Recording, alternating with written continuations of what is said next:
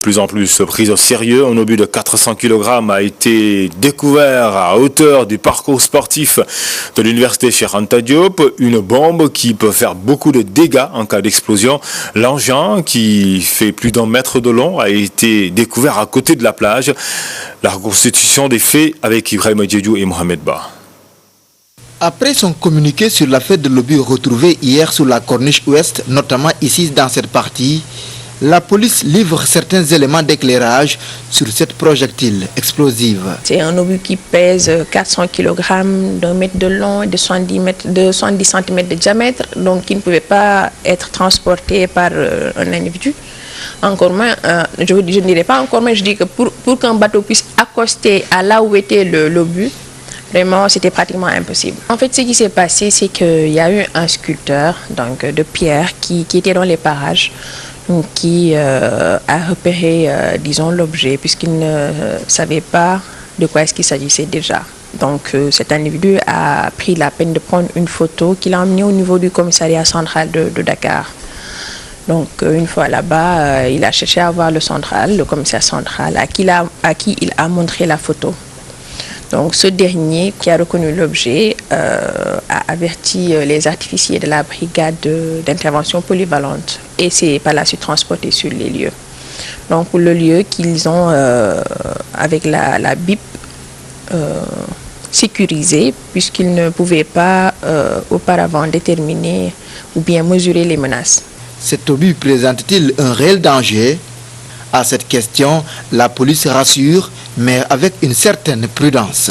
Donc, il s'agissait effectivement d'un obus, donc manifestement qui était vieux, puisque rouillé, et qui pourrait même être, en fait, on pourrait même dire qu'il pourrait être refoulé par la mer. Voilà, donc qui pourrait même provenir d'anciennes guerres, qui sait. En tout cas, on a ouvert une enquête par rapport à ça pour déterminer l'origine de cet obus. On savait que c'était un obus vieux, mais puisqu'on n'arrivait pas à mesurer l'intensité de la menace, donc le périmètre a été sécurisé. Je pense que les gens ont remarqué hier qu'au niveau de la corniche ouest, la circulation n'était plus fluide à un moment donné. Il s'agissait de ça.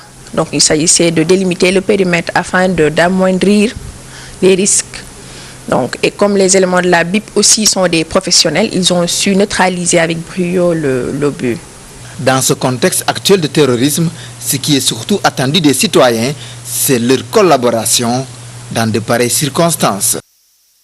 Et puis cette découverte précède l'interpellation d'un citoyen malien à Rosso, Sénégal, en provenance de la Mauritanie. L'homme ne détenait par devers lui qu'un passeport, une carte d'identité consulaire, un permis de conduire malien. Cependant, la police a décidé de le maintenir en garde à vue pour un complément d'information. Justement, pour de plus amples informations, on va suivre la réaction du commissaire Tabara Ndiaye.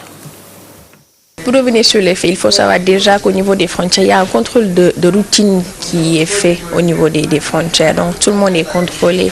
Donc, mais pour ce Malien, donc, lors du contrôle, il présentait des arguments divers. Donc il n'était pas du tout cohérent dans ses propos. Ce qui a amené les éléments de la police de l'air et des frontières à en parler à la hiérarchie qui a demandé à ce que cet individu soit mis à la disposition de la direction de la police judiciaire, précisément pour qu'une enquête soit ouverte, une enquête qui le concerne et qui a été confiée à la DIC. En tout cas, il n'avait pas d'arme du tout. Voilà, il n'avait pas d'arme.